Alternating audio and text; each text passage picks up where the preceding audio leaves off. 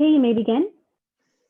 I would like to call to order the meeting of the Insurance Benefits and Ledge Committee for Thursday, March 11th, 2021. Terry, would you like to take roll call? Yes, this meeting is being conducted virtually, so I will do a roll call of the trustees to confirm attendance. Ms. Ginsburg, Here. Mr. Santos, Present. Ms. Gray, Yes. Mr. Bernstein, Here. Mr. Oakham, Here. Mr. Moore, Here. Mr. Kehoe, Present. Ms. Zapanta, Mr. Pryor, Mr. Harris, Here. Chair Chair Robbins. I am present.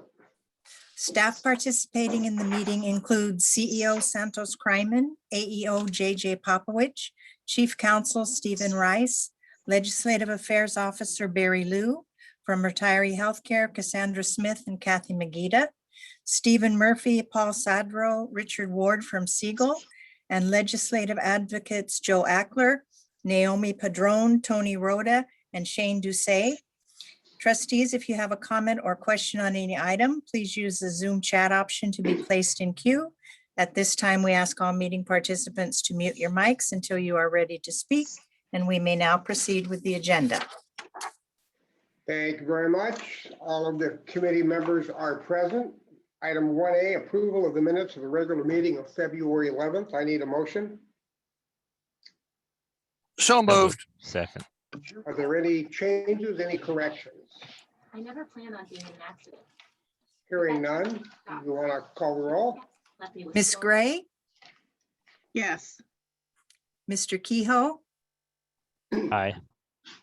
Mr. Oakham, Aye. Chair Robbins. I'm an aye. The motion passes unanimously. Item 2 is public comment. Do we have anyone from the public who's wishing to address the committee? I have nothing. That's good. We will move on to item 3A, legislative process presentation. Mr. Liu. Thank you, Chair Robbins and committee trustees. So today we have some returning guests, our legislative advocates for state and federal, to give a presentation on the legislative process. So we will have first up Joe Ackler and Naomi Padron for the state process, and then after them will be Tony Rhoda and Shane Doucet for the federal process. So I'll hand this over to Joe and Naomi. Thank you, Barry. Can we have the first slide for the state legislative process? That's the federal.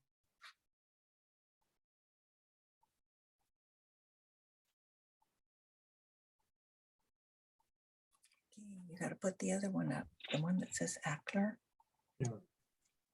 It's in the green folder, yeah.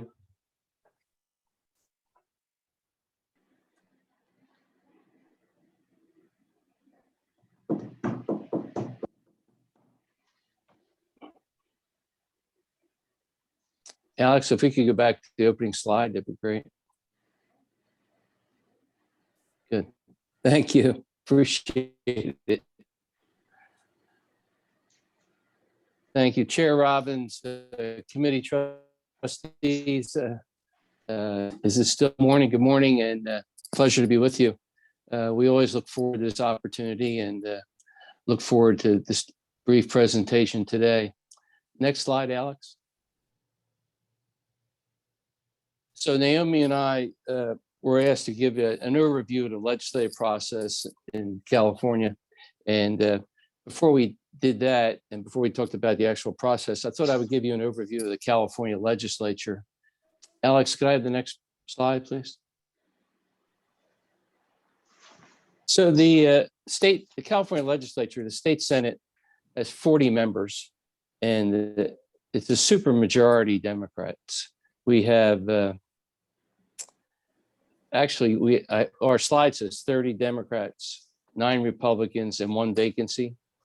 The 1 vacancy was created by State Senator Holly Mitchell, as you know, became one of your new LA County supervisors.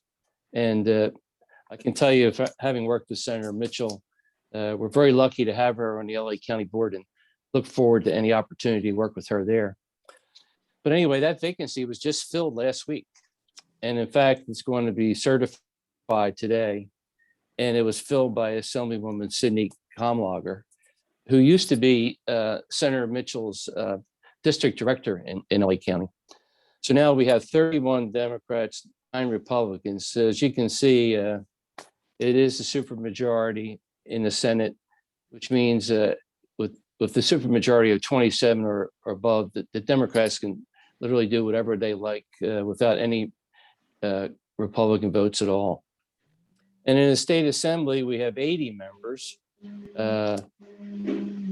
also a supermajority of Democrats. And we have 59 Democrats, 19 Republicans, and 1 independent. The 1 independent is Chad Mays, a former Republican that the Republicans kicked out of the caucus because he was they felt a little too closer to the center. But now there where it says 1 vacancy, that 1 vacancy originally was for, there's some sort of feedback. That 1 vacancy was for Assemblywoman Shirley Weber, who, as you know, is now our new Secretary of State. She was the Assemblywoman from San Diego, and the governor appointed her Secretary of State. But now another vacancy was created by Assemblywoman Comlager winning the Senate race. So we have 2 vacancies there, 1 from San Diego and 1 right there in LA. And we're waiting for the special election to be called by the governor to fill those 2 vacancies. Now, our legislature, just for you to know, we have 2-year legislative sessions. And the odd number year is always the first year session. So we just started our 2-year session in January. This is the odd year. And the legislative session will last for 2 more years. I mean, this year and next year. Just to give you an overview, there's 22 policy committees in the Senate and 33 policy committees in the Assembly. But as you can see, we have supermajority Democratic legislature. We've been very fortunate that all of us have worked well with this legislature, and we're looking forward to a good year this year. Next slide, Alex. Naomi, do you want to speak to this? Yeah, absolutely. Thanks, Joe. So I wanted to go over basically kind of the legislative process, just how something goes from an idea to actually a signed and enacted piece of legislation. So first, basically all legislation really starts out as an idea, and these ideas can come from the members themselves, but also from entities and stakeholders. So in this instance, kind of wanted to sort of walk you through the process as if it was a LACERA sponsored proposal. So we would work with LACERA on drafting the bill idea, and that includes things like drafting, the actual bill language, but then also the subsequent materials that make our case for why a change in law is needed. So any sort of background information, potentially, a Q&A, fact sheet, that type of stuff. So we would get all of that together. Really, that's kind of the meat and potatoes of like our homework, right? To convince folks that this is something worth pursuing, at which point Joe and I would start kind of talking to folks, thinking about who would be the best messenger, who would be the best author to carry our bill and actually introduce that proposal. I think oftentimes, depending on the proposal, some of the things that we like to take into consideration when choosing an author to approach with our bill proposal is looking at folks that, are part of the LA delegation, right? Because there's a nexus between them and LACERA. And then also looking at folks that maybe taking it a step further, not only are part of the LA delegation, but sit on the relevant committees. So the PERS committee, and then even to take it, that third step is, do they have experience and some knowledge base as it pertains to potentially retirement proposals or anything that we're looking to do, right? So coupling that nexus between having district relevance for them, but then also making sure that they're a well-liked member, respected member of the institution with that background to really be a good advocate for our idea. So once Yeah, we can, and another ahead, thing, Sorry, Naomi. The other thing is, you and I do, when we pick an author, we usually always pick an author for us at LACERA, either from the LA County delegation, like Naomi said, or from the Public Employees Committee.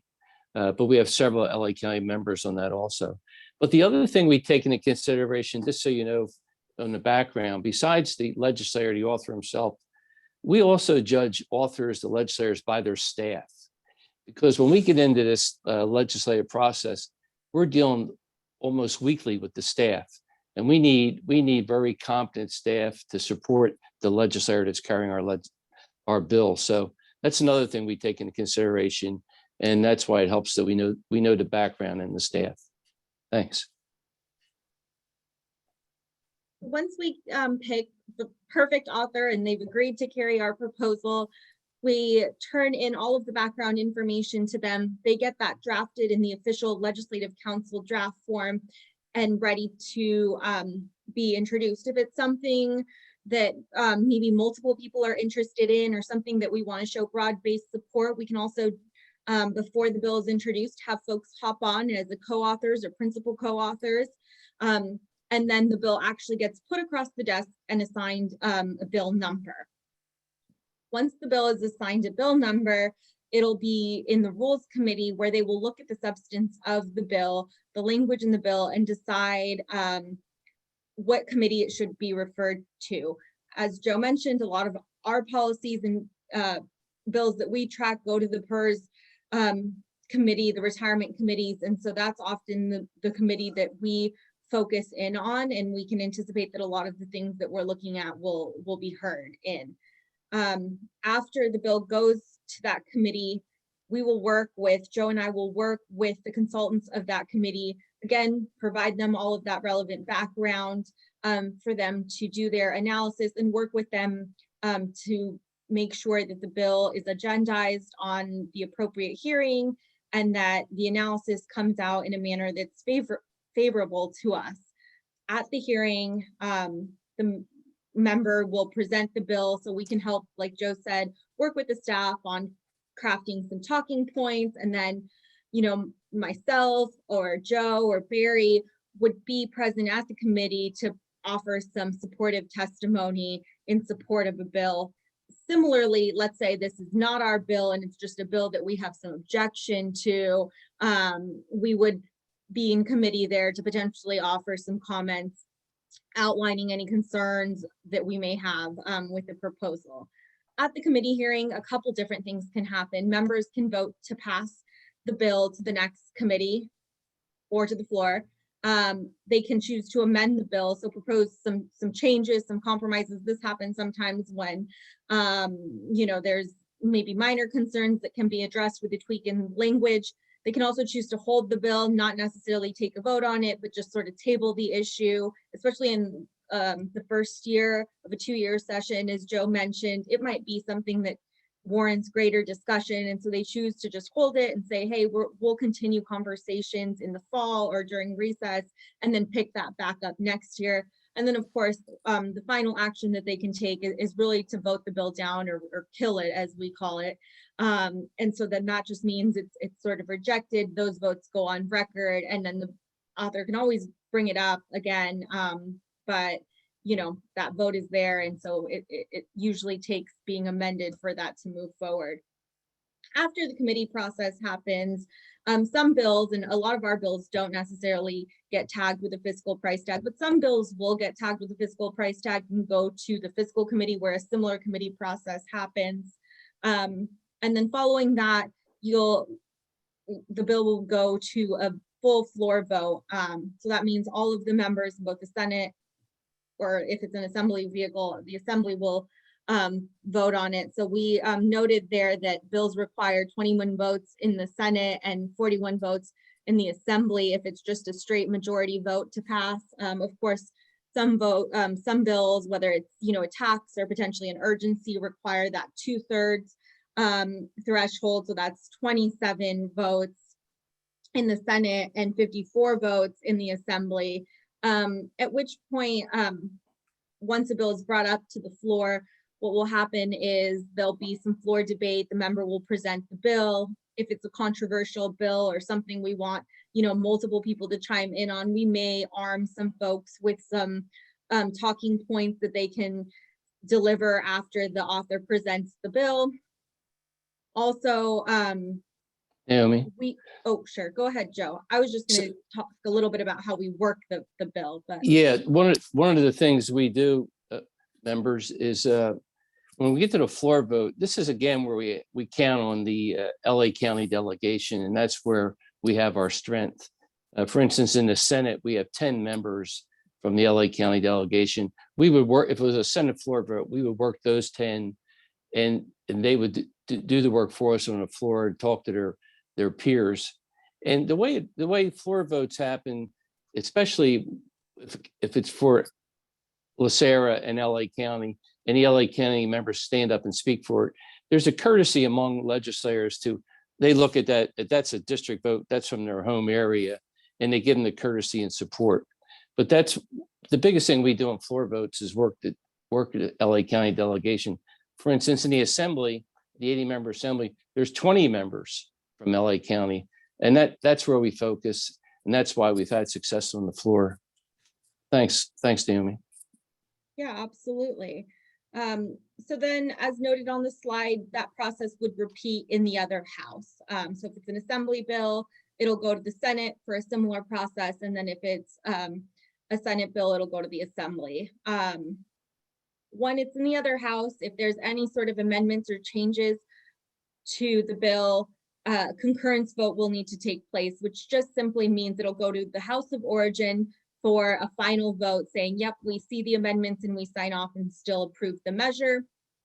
After that, the bill goes to the governor's desk, at which point Joe and I will speak and reach out to the governor's office and let them know, here is the bill that LACERA has worked on, here's the background, here's all the support, kind of put together a little packet for them to help make their determination and recommendation to the governor on whether or not he will sign the bill. So if he signs it, it becomes law. Another way a bill can become law is just to allow it to go through without an actual signature. That's obviously a little bit more rare. And then of course the governor can veto it, and along with the veto will issue a veto message in which he kind of explains his rationale for why he took that action. And normally when a bill gets passed, the governor has 12 days to take action. That grows a little bit once you kind of get to the end of session and it's in that final time period. Then the governor is given a little bit more time to act. Good, thank you, Naomi. Yeah, absolutely. Alex, next slide. Now, the members, that was a good quick overview of the process. And obviously there's a lot that goes on behind the scenes as we go through that process that Naomi laid out. But I hope that gives you the idea of the steps that we go through in each house and who we work on and what we do. But what I wanted to really emphasize here, as I've talked through even with the process, our focus at LACERA is with the two public employee committees, the Senate Labor, Public Employment and Retirement Committee, and the Assembly Public Employment and Retirement Committee. And every year we continue to work on that relationship because 90% of our bills go through these two committees. And so this is our bread and butter and where we make things happen. So what we've established over the years is we have extremely good relationships with the consultants of the committees because they're sort of the doorway into the committee. They write the analysis, they prepare everything, they prepare the chair, they prepare the other members. And we've really established excellent relationships with these consultants in both committees. In fact, we even offer ourselves as a resource for the Searle and the 37 Act counties because they realize LACERA has a very sophisticated system. Our general counsel and Barry and I have met with both of these consultants. Steve Rice has always been very wonderful about offering his advice if it's ever needed, and Barry as well. So the committee really appreciates that, and we have a good reputation there. But we are always working this committee, and this year is even more. We'll be working it because we have new chairs in the Senate. the new chair of the Senate committee is David Cortese from San Jose, a former county supervisor there in Santa Clara County. We're getting all good reports with him. I'm looking forward to getting to know him better. But he had tremendous union support in his election. And all reports I'm getting is we're going to be pretty fortunate to have him. The other member committees are solid. We have one LA County Senator Durazo. She's on that committee. And Naomi and I will reintroduce ourselves this year. And each year we go in and we give them an update and a brief of LACERA. And that's what we'll be doing in March and April. And then in the Assembly, we also have a new chair. It's Assemblyman Jim Cooper.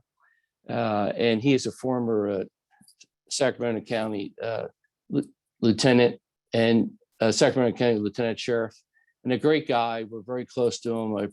I think the world of him, and he's going to be wonderful for us also. He gets it. He understands the county retirement law and the county employee situation, and we're looking forward to working with him. And then the same with the new members there. We will get to know them this session. And the same consultant for what Naomi and I are very grateful about when you're a lobbyist is that even though the members change, if the consultants stay on that committee, that's really paid for all of us because we have that relationship. And so we, again, going into this legislative session, we had the same two consultants and we're looking forward to it. And then just I highlighted there that the LA County delegation, like I keep saying, is 10 senators and 20 assembly members, and we work them very well.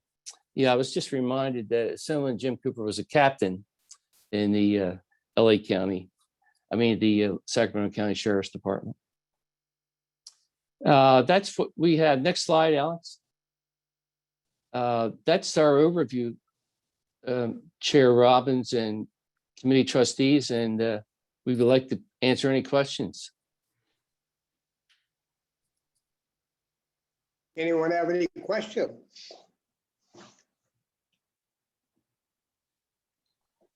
I'm not seeing any.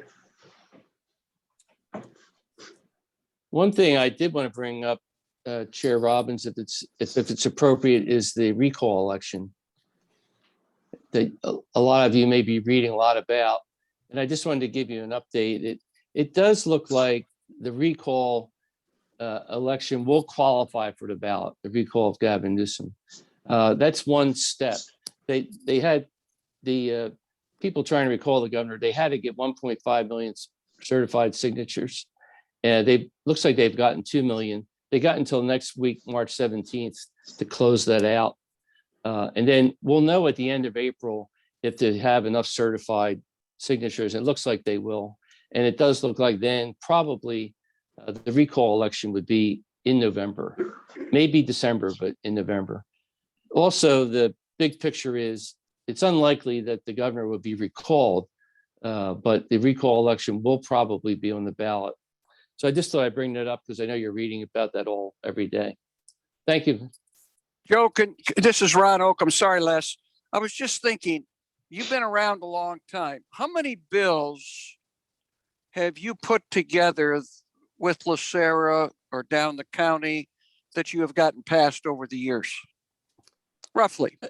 I'd have to do the research. I know the most recent bill that we sponsored was 2 years ago, because usually when you all give us an idea and we put it into bill form and then take it up to the legislature, a lot of times before we get there, if it has to do with also affects the other 37 counties, we usually talk to our association SACRS, and SACRS decides they would rather carry it instead of just us. So what we've done over the last few years, or what we've done over all of our years, is we only sponsor a bill, LACERA, if it just affects us, or if we're taking a different road than the other 37 counties were. But I think the most recent bill we sponsored was the Rodriguez bill 2 years ago, where we had to straighten out some misinterpretations of the law with our disability cases. There was a period there back in 2015 through 2018 where we were misreading the law, and our members were affected by it in a harmful way. And we had to go back in and change the 37 Act law so we could do that. And that was a good feeling to get that one through. Okay, thank you. Sure. Rodriguez from Chino. Yes. If you'll probably remember, he was our chair of the committee last year. He has moved on. He's not the chair now, but and in fact, one of the things fortunately we have with him, the Assemblyman member Rodriguez, his son is a member of LACERA. So that's always was a nice in with us. His son is an ambulance driver, and he himself was an ambulance driver when he was in doing that. If I can make one more comment, I apologize. Speaking of SACRS, as you know, our vice chair, Vivian, is the president of SACRS. And I just wanted to thank her for all the time she puts in there with SACRS. We appreciate it. And Vivian, I know at SACRS, they're very grateful for your engagement and your leadership. So thanks for the time you put in there. You're welcome. But with respect to the Ledge Committee, that's all Barry Lou. I look to Barry all the time as my connect, the person who answers the stupid questions. He is it. Anything I can do to help? Thanks. Thank you all. Joe, I really enjoyed your slides, and just like we did in our other committee, if these slides could be emailed to all of the trustees, I think that this is very informative, because we talk a lot about, oh, well, why can't we pass legislation? But it's important for all the trustees and everyone else. I see Bonnie's thumbs up, but it is important for all of us to understand the process and not expect an answer yesterday. Sure, I'll be glad to do that. I'll work with Bonnie. Okay, thanks. Herman, did you want to talk again? Well, I have a question, Joe, I have a question for you, backing up to the recall again. Are you hearing me? Yes, sir. Let's just say for purposes of discussion that there is a recall election. Is the replacement, and he's recalled, is there a subsequent election after that to fill the spot? That's a good question. What will happen on the recall ballot? There'll be two things you'll be asked to do. The first is, do you want to recall Governor Newsom? The second one is, who do you want to replace him? And on that list of candidates, the last time this happened, when Arnold Schwarzenegger knocked out Gray Davis, there was probably 50 candidates on that ballot. And Schwarzenegger won because of all the reasons you know and how it happened. So in this case, the two votes are, do you want to recall him? And he has to lose by over 50% to be recalled. And that's what I'm saying is very unlikely in this state. And the second vote you would have is, who do you want to replace him? And there'll be a couple of the high profile Republicans like Kevin Faulconer, the former mayor of San Diego, and John Cox, who ran against Governor Newsom before. And then after that, there'll just be a plethora of people that want their name out there.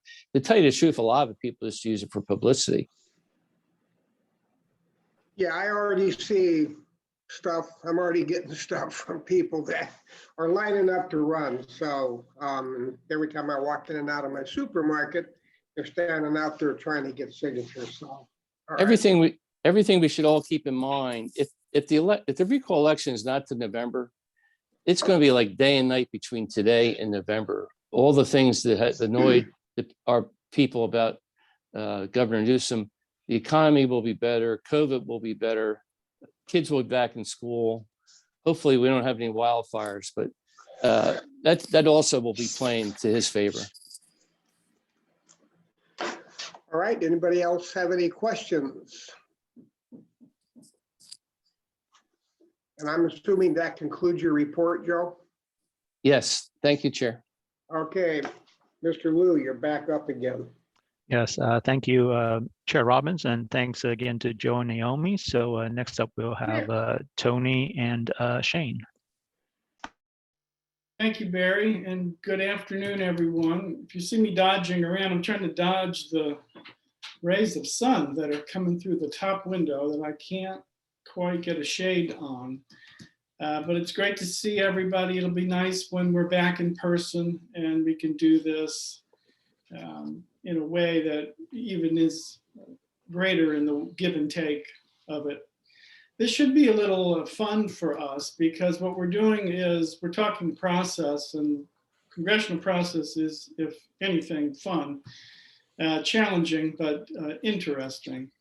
We could go to the first slide. Yeah, that's, as I would call that, the schoolhouse rock version of how a bill becomes a law. That is how it works, I think, in many state legislatures. There's a really defined process.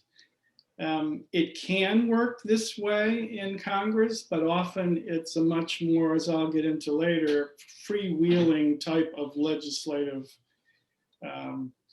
approach. So, you know, this is an idea, very important, introduced bill, committee, floor.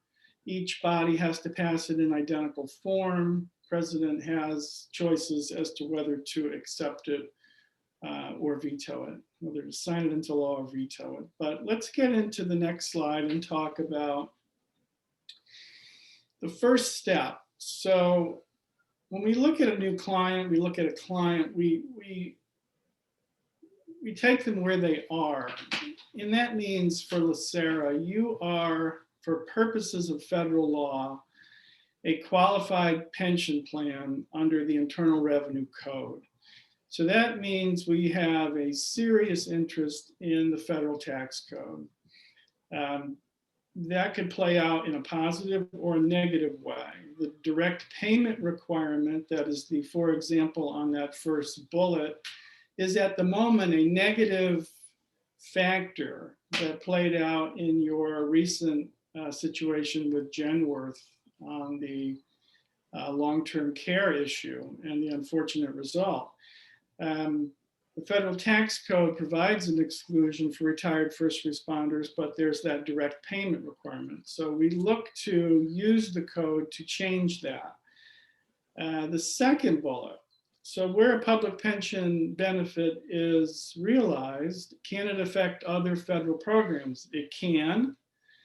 The windfall elimination provision, the GPO, the government pension offset, those are two Social Security penalties that will trigger on potentially on someone who earns a public pension benefit for non-covered Social Security employment. So we look at those issues. Then the third bullet is, this is more of a recent phenomenon, but we started to see it back in the mid, I'd say about 2014, 2015.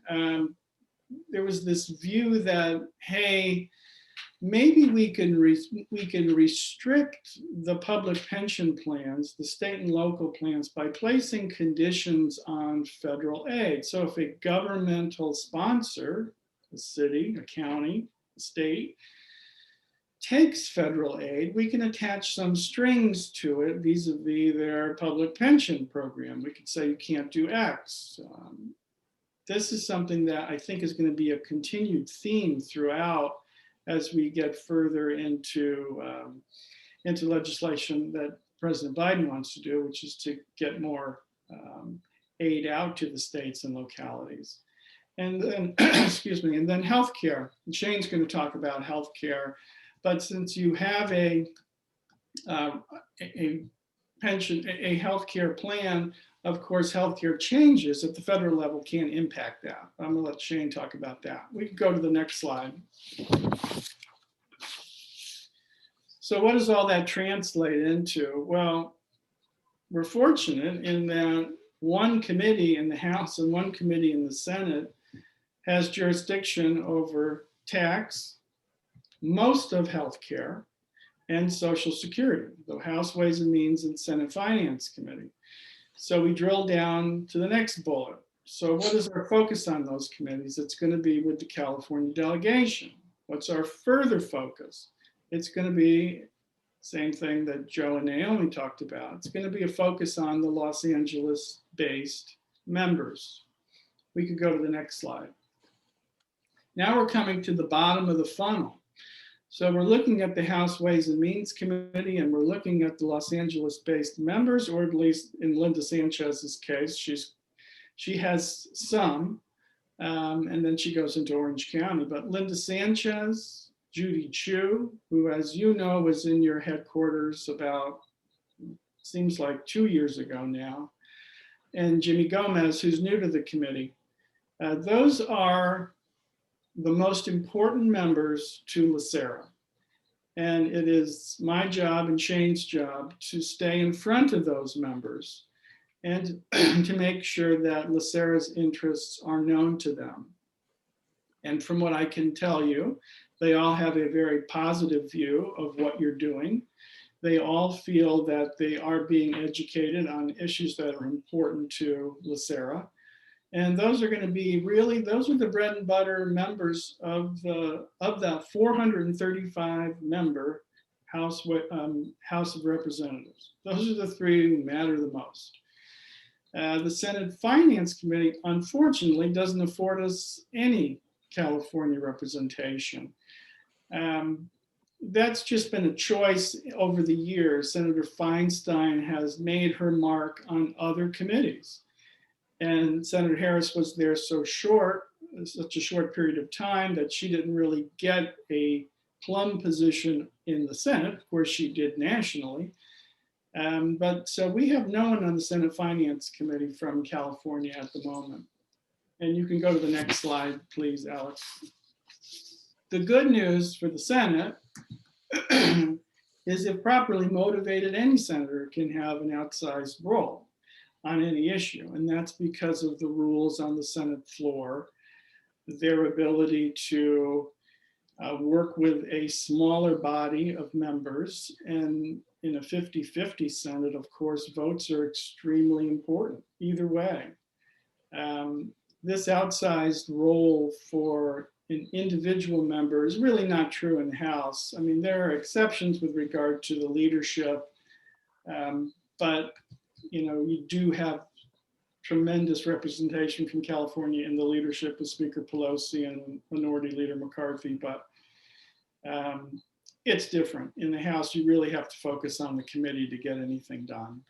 Alex, you go to the next slide. Now, we have our priorities, we have our targets, and how do members set their priorities? Well, some of it is pure personal interest. I mean, despite their background, you can take a former tax lawyer who's been elected to the Congress, but he or she has a tremendous interest in the environment or in healthcare. Well, that personal interest is going to drive their approach to legislation and what they're going to get involved in. You have a tax lawyer in Congress, well, he's still a tax lawyer. So he or she has subject matter expertise. So it's important for us to know that. Political motivation. Of course, LACERA and other constituent groups are very important in bringing that idea where we started to the member.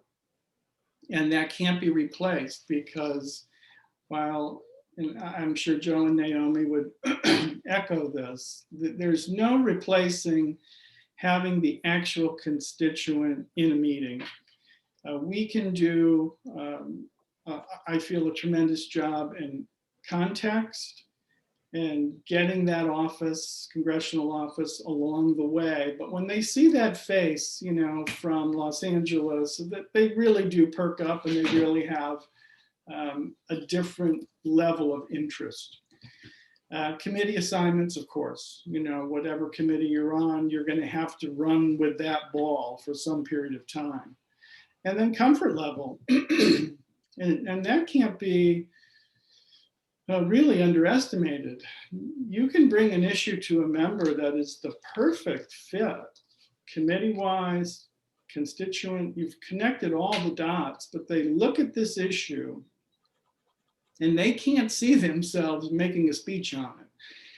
You know, they don't have the comfort level of the subject matter, the arguments to feel they would do a credible job. So they shy away from it. And often in these cases, they won't give you a straight up or down, no, I don't want to do it.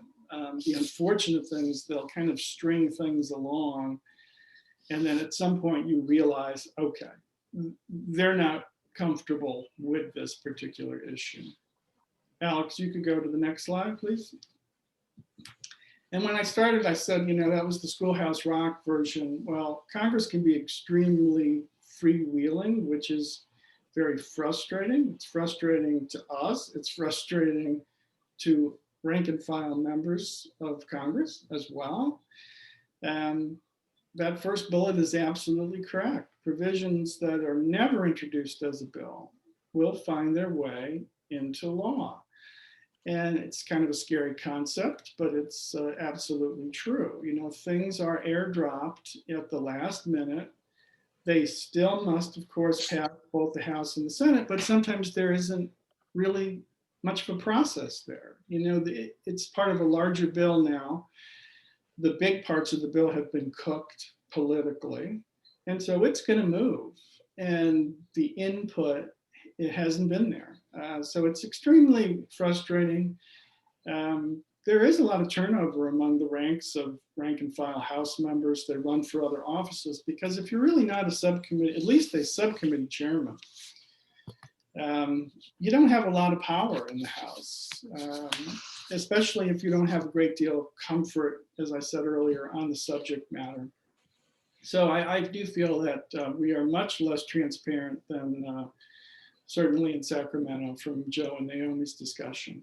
And then one more slide, and I'm going to turn it over to Shane. You've heard a lot about reconciliation. That's how the COVID relief package was passed through the Congress very quickly. Yesterday, final congressional approval on its way to President Biden for his signature tomorrow. Why is it so important? Shane's going to get into more details, but you know, the Senate has the filibuster rule, and to overcome the filibuster, you have to have those 60 votes. And those 60 votes are hard to come by, especially in a divisive period of time that we're in right now. So reconciliation, which comes out of the 1974 Budget Act, which in my view has been misused by both parties over the years, was really meant to be a budget discipline tool. It was meant to shore up the federal deficit, to scale back spending and place limits on spending. And it's been used for major items. You can agree or not, but the public policy, the Affordable Care Act, the 2017 tax cuts, the Bush tax cuts. If you told the members of Congress in '74 that that's what reconciliation was going to be used for, they may not have enacted it. So I'm going to turn it over to Shane. Hopefully I gave you a little flavor for why we do things. I think that's the most important thing for the trustees and staff, is why we spend so much time with 3 members of Congress, for instance, because that's truly the base for LACERA. So Shane, I'll let you take it from here. Thanks, Tony. And just to kind of follow along with Tony when it comes to budget reconciliation, as Tony mentioned, you just saw it play out with the COVID relief package, which is President Biden's really signature legislative achievement. That bill garnered 0 Republican support in the Senate and 0 Republican support in the House. And why is that important? Because it goes to Tony's point about the filibuster rule in the Senate. President Biden is going to have a very difficult time in the Senate passing his agenda, basically needing 60 votes. So the budget reconciliation was really sort of the first order of business to try to pass 1.9 trillion in support. Some of it will go to local and state under the fiscal year 21 budget. We are now going into the fiscal year 22 budget, which President Biden has not submitted to Congress. Traditionally, it's normally submitted in February, but what we're likely going to get this month is what's called a skinny budget, which will highlight President Biden's focus for the budget. So just be sort of what he wants to see happen in the budget, and then we will see the budget most likely in May. And so when that budget comes out, what a lot of folks will be doing is seeing where those priorities are going to go, and it could include, for example, a corporate tax hike, because in 2017 we got a corporate tax reduction. So he could go and try to do a corporate tax hike that would pay for infrastructure improvements or Medicare reforms that he wants to do. So everyone is really kind of waiting on pins and needles to see what the fiscal year 22 budget will look like. And then that will dictate another probably massive budget reconciliation bill that they'll try to do in the Senate. The only way that President Biden is going to see certain things happen in the Senate would be filibuster reform, and that's just unlikely. Some of the conservative Democrats like Joe Manchin of West Virginia, Kristen Sinema of Arizona are opposed to filibuster reform. So if he's going to try to get anything done through the Senate, the budget reconciliation process sort of avails itself. But this process on budget reconciliation can only be used for matters that have a fiscal impact to the U.S. Treasury, either through spending, revenue, or federal debt limits that are in place. We saw in the COVID budget reconciliation the minimum wage not be included in the Senate, and that's because it violated the Byrd Rule, which does not permit anything that does not have a fiscal impact from being included. And so the parliamentarian in the Senate ruled it out of order, and that's why the minimum wage was not included in that package. So this is going to be a process that for healthcare, we really need to kind of follow and look at it, because that could include such things as early age Medicare, age 60 Medicare. It could include enhancements to Medicare, traditional Medicare, to include vision, dental, and hearing benefits. It could include a public option. It could include the ability for CMS to negotiate with drug manufacturers for Part D drugs and other things like that. So that's a process that we're going to be tracking. And those items, such as Medicare and mandatory spending, they can be included in a budget reconciliation process that would, again, only require 51 votes. Next slide, please. So just to recap everything that goes through a reconciliation bill, the process works this way. The House and Senate will both pass budget resolutions. Those do not have to be signed into law. And that's what we just saw just now with the COVID bill. And then the budget committees typically will mark up these instructions to various committees of jurisdiction. So if we were going to do something on healthcare, the budget committees will instruct the committees on healthcare to produce bills that would make Medicare eligibility for age 60, for example. And they'll write instructions. And then those key committees of jurisdictions will then go ahead and write the individual bills. They'll package them together, and that's what becomes sort of the budget reconciliation legislation that the House and Senate would vote on. We theoretically could see 3 rounds of budget reconciliation. We saw one just now, fiscal year 21. We could see another for fiscal 22, and then we could see another one for fiscal 23 before we have the midterms. Next slide, please. The process is pretty straightforward, and it's actually in statute in the Senate. They limit it to 20 hours of debate, and then after they have those 20 hours of debate, they're allowed to offer as many amendments as they want. It's called a vote-a-rama. These amendments must be germane. They must have a significant impact to the fiscal side of things, Treasury, and none of the amendments or legislation can impact Social Security. Next slide, please. So when it comes to healthcare and some of the work that we do for LACERA, these are some key federal departments that we will typically track, follow, and have relations with.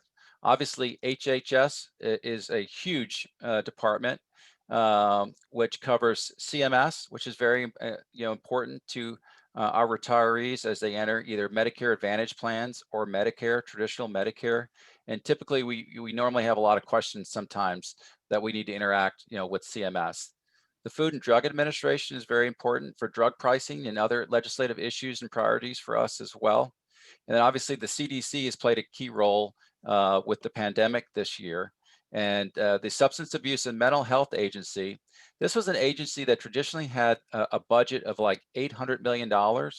It's now getting budgets around $8 billion. There's a lot of money that's gone to this agency. There's opportunities for your local and state governments to follow up with grants. If any of your departments or agencies want more information on that, I'd be happy to help them. That's an agency I've worked with in the past that is getting a lot of money and they don't know how to spend it, to be honest with you. They're having a hard time getting it out the door. But given the pandemic and other things that have gone on with it, they're funding a lot of money there for behavioral health. When it comes to healthcare issues, Treasury is always a big one. Because in the ACA we had individual mandates. You have certain tax benefits that go hand in hand with healthcare insurance. So normally when you have major legislation impacting healthcare companies, etc., it will go through Treasury for rules and regs. Department of Labor is certainly another big agency. Those usually are dealing with ERISA plans. Governmental plans usually don't fall under ERISA, but sometimes people try to push us in that direction to justify bills, and we explain to them that we don't fall under the jurisdictions of Department of Labor when it comes to governance of ERISA plans. The EEOC, of course, is another important agency that normally will issue workplace rules.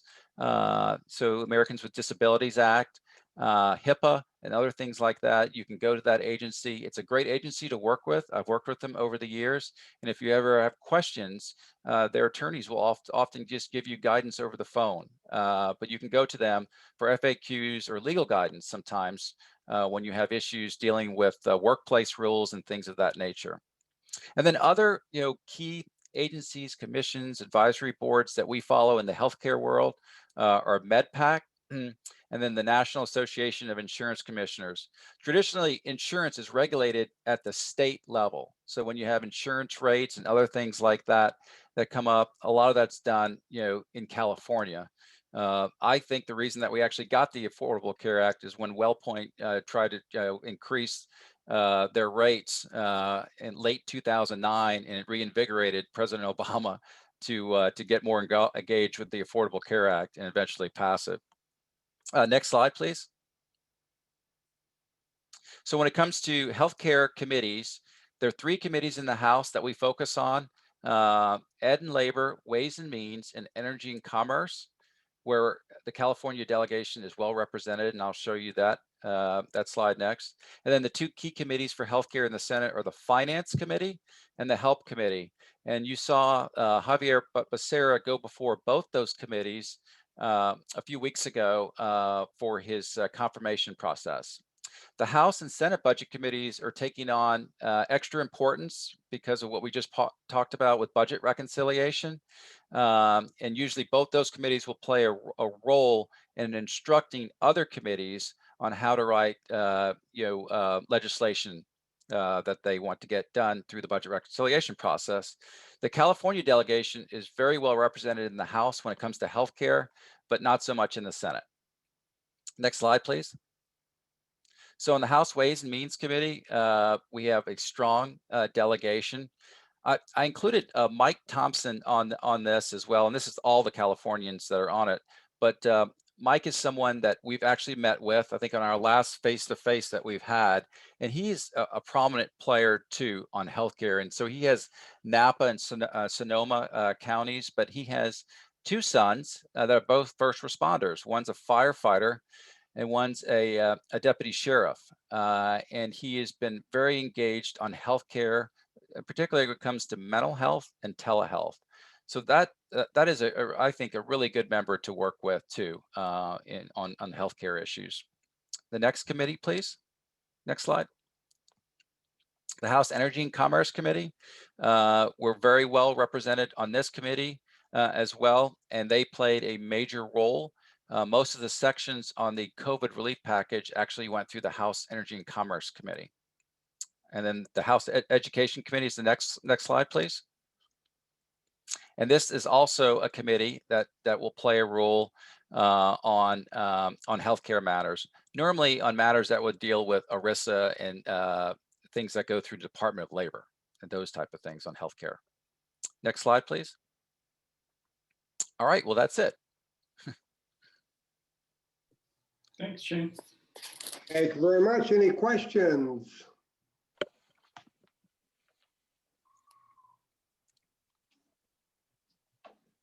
Anyone have any questions?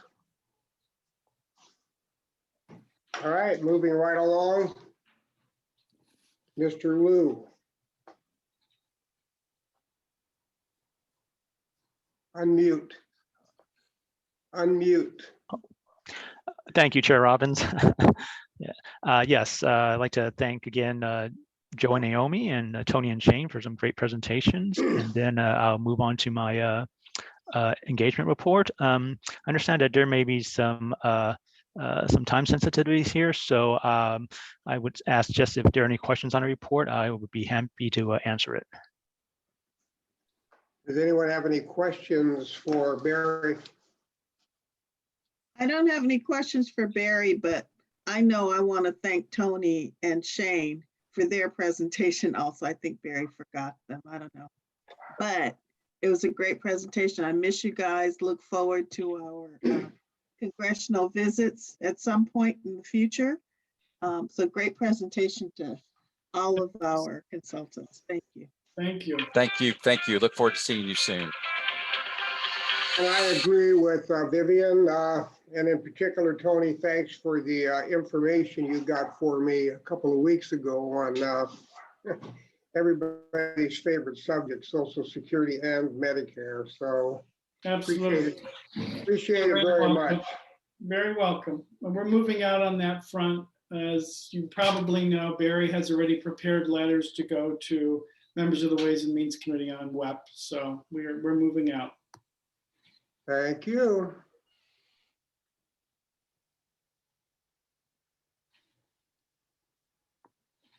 Mr. Robbins, you're muted. Unmute. We are now on item C, staff activities report. Yes, nothing but letting you know that we've began the process for our 2021-22 retiree drug subsidy program. We've been involved in that for the last 15 or 16 years. So we're pushing right along for the next application period. You make any predictions? No, not at this time. Hold on. Item D, Mr. Murphy, LACERA claims experience. I see you're on the phone. Good afternoon. I'll have Paul Sedero go through the material for us. Go ahead, Paul. Yeah, there are no major changes in the experience. If we look at the premium and enrollment, medical's slightly down, dental's slightly up, the decrease in medicals due to Kaiser. If we scroll forward and we look at claims experience by carrier, Anthem is down. It was up last month. That's due to Anthem 1 and 2, which we can see on the next slide. So here we can see Anthem 1 and 2 are down 1.8%, and that's due to 2% reduction in the medical portion, which is the blue portion of the bar chart. Paul, which page are you looking at? Because it's not on screen. Oh, that would be page 3.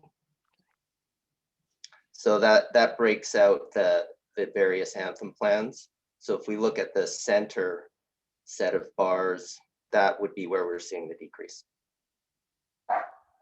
So we can proceed forward to slide 4. Kaiser is the same as last month. We're seeing decreases in medical, increase in pharmacy, and that's due to COVID related effects. Is there a reason why none of this is on our screen? Whoever's in charge? We will upload it now. 1 second. I'm trying to follow on my iPad, but there ain't no page 3 on the iPad, so I'm just not sure where we are. It's page 62, Chair Robbins, on your iPad. Page 62? Yes, 62 of 65. Okay, I was clear down in the 30s. Okay. So if we're on the high cost claimant portion now, we're seeing an increase in Cigna. There were 2 new large claims. Cigna was an increase last month as well. So seeing some large claims coming in. If we proceed forward to page 6 of the actual report, 6 of 7, rebates will be updated next month. So we get those 3 months after the end of the quarter. So Q4 2020 will be updated next month. So we can proceed to the last page, 7 of 7 of the report. It's showing dental and vision claims. We're still seeing decreases in claims. Dental is down from last month. That is mainly due to the expiry of a fairly large high claims month in January of 2020, which is now in the prior period. So I will just leave it there. No major changes, as I said before. Les, I have a question. I think we have 3 large claims in Anthem. Is that correct? The large claims, yeah. Yeah, the large claims. We noted 2 new large claims in Cigna, which were driving the increase from last month. Yeah, I think you're gonna see many more of those with Cigna. That's an issue. But my question is, Cassandra, and Santos, Kryman, have we done anything anymore to try to get this increase from $1 million to the 2 million level? We actually, okay, go ahead, Santos. Go ahead, Cassandra. We have a meeting scheduled tomorrow with our consultants to proceed with getting information over and discussing it further with the county. Okay, because I was thinking, if you've got, 3 claims, I don't know how many total you have, and somebody surpasses the $1 million, what that's doing to our members. And I don't know if the county wants to self-insure that. I don't know if we, so they don't spend 2 million, so they self-insure those claims. It might be another approach where you do something and you get the high limits that if it goes above that 2 million, it's reinsured for not a lot of money. I'm not sure how that would work, but it might be another thought process to talk to Siegel about. Yeah, we plan on reviewing the historical record, and then we're also evaluating some language that's included in the 82 agreement and the 94 agreement that talks about a benefits and a cost ratio. So we're in the process of trying to figure out exactly how do we calculate that and put a package together so that we can take it to the CEO's office to have the discussion about increasing those limits from $1 million to $1.5 million or 2 million or what have you, or just eliminate it altogether, which is the ultimate goal. So once we put all of that together, we'll be more than happy to bring it back to the committee so that we can discuss what we've discovered. We've gotten some real good information from Siegel. I think I just received a report this morning on the premiums that are attached to the 1 million, 1.5 and 2 million, and then eliminating it altogether. And I know that Mr. Rice and his team have done a really good job of looking at some of the legal issues that we think we're going to have to discuss with the CEO's office. and providing us with a really good understanding of the history of the changes between, I think originally it was a $25,000 limit, and then it had increased over time.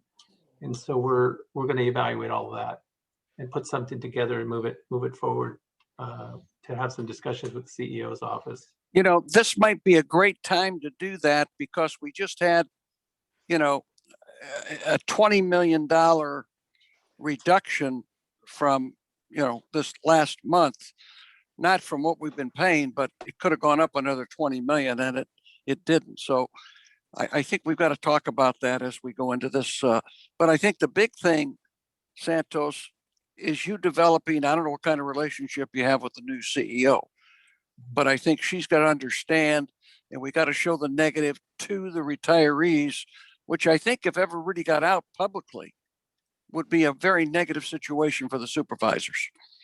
Yes, I've had conversations with her staff, her high-level staff, about continuity of care, the importance of that for our members. You know, we keep running into the same wall, which is it has to be cost neutral or revenue neutral. And so we need to make a case and an argument and try to assist them with trying to overcome that particular hurdle. Yeah, I understand. Right. They look at it as an $18 billion liability as opposed to $1.5 million premium payment. So that's a really high bar to try to get over, but I think we will be able to do that. I'm hopeful that we'll be able to do that, and we're going to work very hard to try to. I would hate to see, excuse me, Les, a couple of these people get over $1 million, and that becomes a political, you know, ball for the supervisor to handle. And I think they, you know, God forbid you had 3, 4, 5 of them, you know, and that's a real issue. And I think they have to be aware of that. But thank you for you guys' efforts and going forward and do whatever you can. And I appreciate it. Yeah. I can tell you that we had the last report that I received, there were about 72 cases, if I remember correctly. I'm looking for the sheet that were near the $1 million mark. And we had 11 cases that were 16 actually that went over the $1 million mark since 2017. And then we have about 72 that are above $600,000 cases, current cases. So it is climbing. And so we'll make that argument as well. Santos, what do those people do who are retired? Let's say they're retired on $60,000 to $120,000. How do they pay that? What do they do? Cassandra would probably have a better idea than I do. But they move plans is what is normally what happens. That they're compelled to move, and that goes into the question and the argument about the continuity of care. I mean, you really don't want to change doctors when you're in the middle of treatment, and so that's one of the arguments that we're going to make. So there's some research we have to do in order to make sure that that resonates with the county. Okay, thank you, guys. Mm-hmm. Any other questions? Federal legislation, Steve?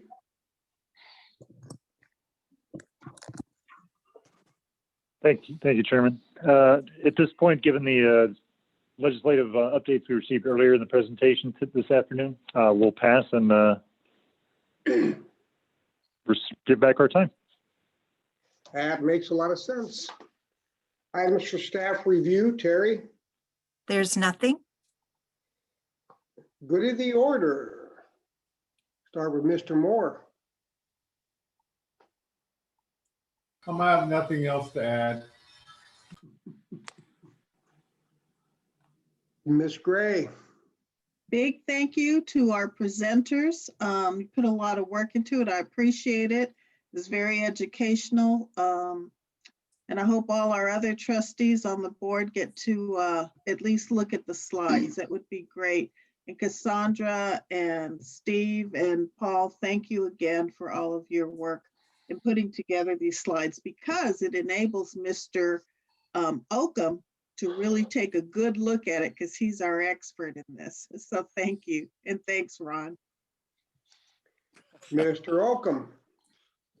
Vivian, that's the first time I've ever been called an expert at anything, but I appreciate it. Thank you guys, and just keep up the good work, and hopefully we get this done. We've been working on it for 10 years, maybe longer, Les, I don't know. Mr. Kehoe. Great conversation. Glad to hear that there is a ongoing conversation. I mean, I could talk about that for hours on my concerns, but the staff all know them. So appreciate the ongoing work. And Ron, every time I see Don Kanabe, I tell him, you guys could have fixed this before you left office. They screwed it up, Les. They fixed it before they left office, and they took the chicken way out, didn't do a damn thing. And now they sit around and whine and snivel about it. So I get that, but never enough time to do it right. Always enough time to do it over. Anyone else have anything for good of the order? Speak up if you do. Hey, Les, I'll add this. It's always easier to do it the hard way. You're getting paid by the hour, I guess it is. Okay, how about a motion to adjourn? So moved. And without objection, we are adjourned. Thanks you, everybody.